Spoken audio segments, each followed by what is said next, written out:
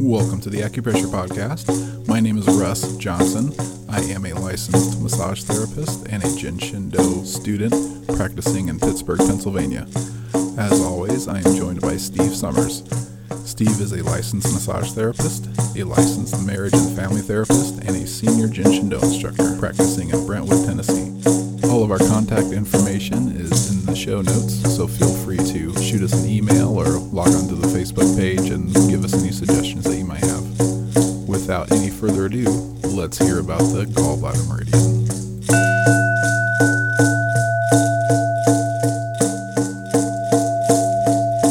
And welcome to the Acupressure Podcast. As always, I'm joined with Steve.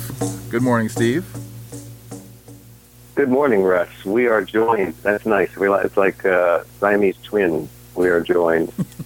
I don't know where we're joined, but it's a good segue to, I think we were going to talk about Gall Bladder Meridian today. Yes.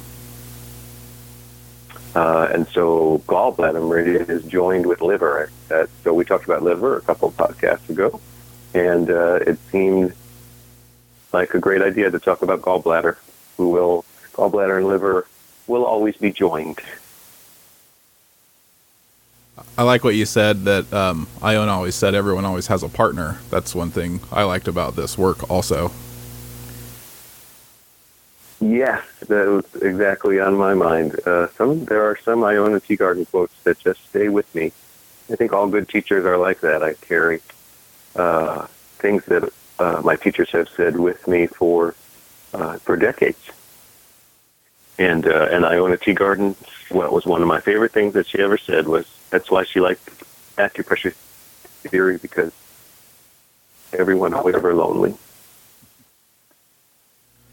So yin and yang meridian are different polarities. I imagine everyone listening to this podcast is familiar with the Tai Chi or the yin-yang symbol, that swirly thing, the circle with two paisleys following each other or two koi fish following each other. And those halves represent yin and yang, which are just polar opposites, are true about our experience on this planet. Experience on the earth is that everything has its opposite.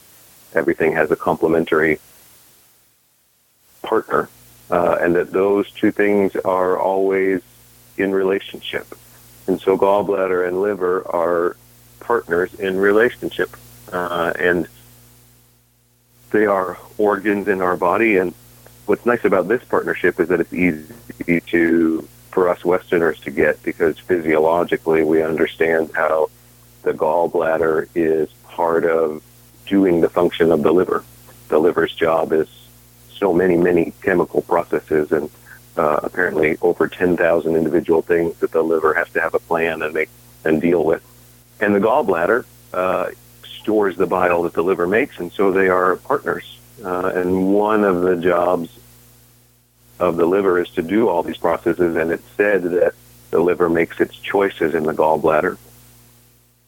And so yin and yang, yin usually refers to the organ that is the storing organ, and it is more vital. Like, we have people have their gallbladders taken out all the time, and they seem to do okay. They have to make some adjustments, but we couldn't live for even more than a few hours without a liver functioning. And so the yin organ is the more vital organ. Yin is more inside, more internal, underneath. And the gallbladder is the yang organ, which is the organ that usually has to do with transformation or functioning or carrying out the functions or taking the actions of its partner. So gallbladder and liver work together. I've also heard the gallbladder, I've read that it's called a curious organ. Have you heard that? Yes, that I don't pay attention to that huge amounts. Okay. What I know about the curious organ is it's called a curious organ because it's the organ that stores or creates its own fluid. Like, the bile is not something that we take in. Bile is something that's created in the body.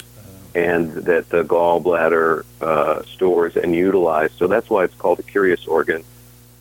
All the other organs store or create fluids or substances that are part of what we take in.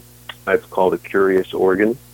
It's also a curious organ because even though it's the yin and yang partner with the liver, some people say that all the organs make their decisions in the gallbladder. And that's that word decision again, and the gallbladder has a ton to do with decision making. I like to refer to the liver and the gallbladder as the architect and the general contractor.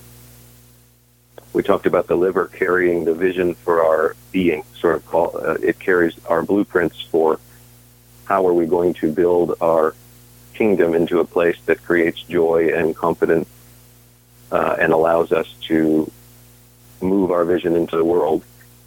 And the gallbladder is the general contractor. The general contractor picks up the blueprint, and then all of the decisions that have to be made and all of the actions go through the general contractor. So it has to organize the plumber and the cement people and the electrician and the drywall and the foundation and all of the different aspects. And so the gallbladder carries out the vision of the liver and has to make decisions on the fly.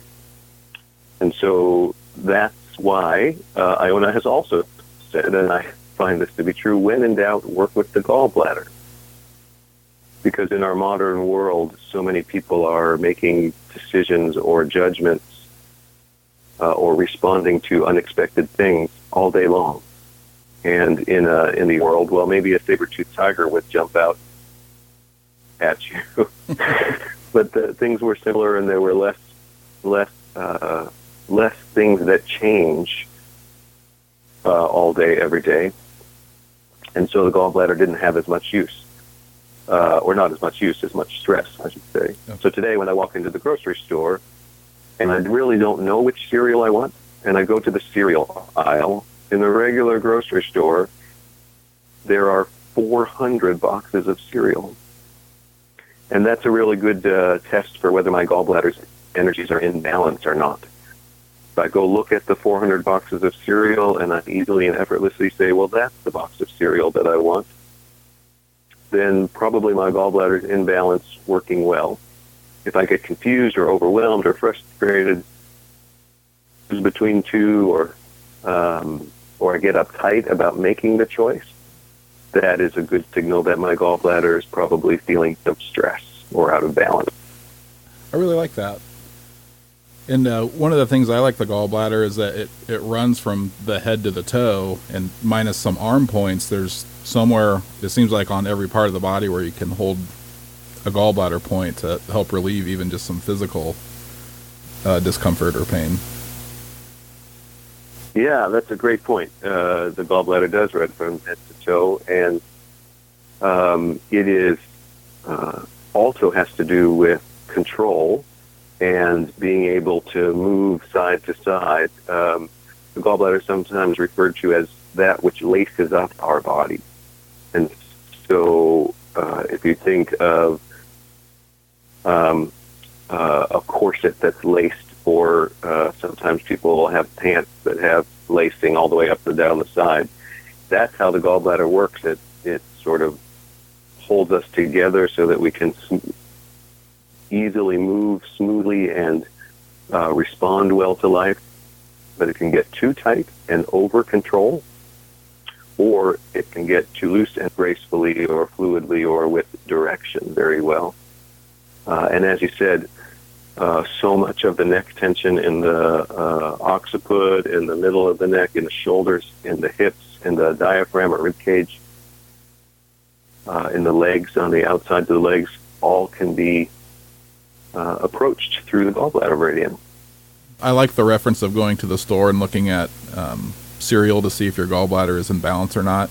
Can you give us a couple of examples of, like, say, if it's deficient or excessive? Like, are there any physical attributes that could correlate? Yes. Very often, excessive gallbladder energy will show up in overly tight shoulders, neck, or hips.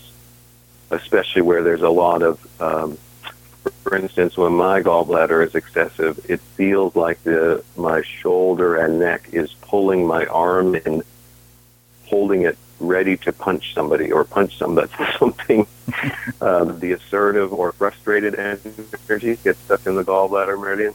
So if you, in the moment, if you were just to think about how it would feel if you were really frustrated and feel the tension in your jaw or your neck or your shoulders, that's a good example of upper body gallbladder tension.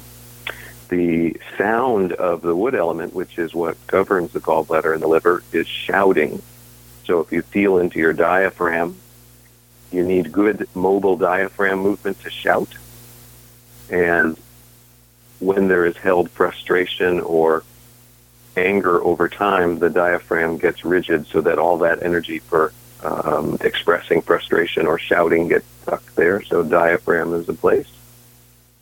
And the IT band, that band of connective tissue on the outside of the leg that moves into the hips can become very rigid. All of those things can be excessive. When there's deficient gallbladder energy, people will feel apathetic, or their voice will be very quiet. Some people are very quiet talkers, and they have a hard time raising their voice. And that can be a sense of deficient gallbladder energy. Those are some examples. I guess the last thing I'll share is the gallbladder was my introduction to acupressure. I had a springtime when I was very sad. If I was with people, I'd be okay, but anytime I was alone, tears would well up in my eyes, and then I would get frustrated because I didn't know why they were there. And then that would make more frustration, and I found out later that that's actually called frustrated to tears. And there's a point on the gallbladder meridian called foot before weeping, or foot above tears, which refers to when there is frustration to tears. And so I got to learn about acupressure in a very wonderful way through my own experience through the gallbladder meridian. And that was a very long time ago, and I have been studying and working with it it changed my life. I guess that's the easiest way to say it, is being introduced to the gallbladder meridian and finding some relief from my hip pain and from the frustration that I was feeling. Really changed the direction of my life and gave me a new vision. So that's all about gallbladder and liver, having a new vision and taking the actions to that's great. Express that into the world. And you are correct. We are out of time. I just looked at the clock. So I thank you so much for hanging out with me today and providing this opportunity for us to chat with the world. Oh, absolutely. I look forward to this every time we speak, so I really appreciate you taking your time to talk with us. My pleasure. Thank you so much. All right. Thanks, Steve. And thank you, Russ. Thank you for listening to this episode of the Acupressure Podcast. Feel free to join the discussion over on our Facebook page. That's facebook.com/Acupod, ACUPOD. You can visit us on our webpage at www.acupressurepodcast.com.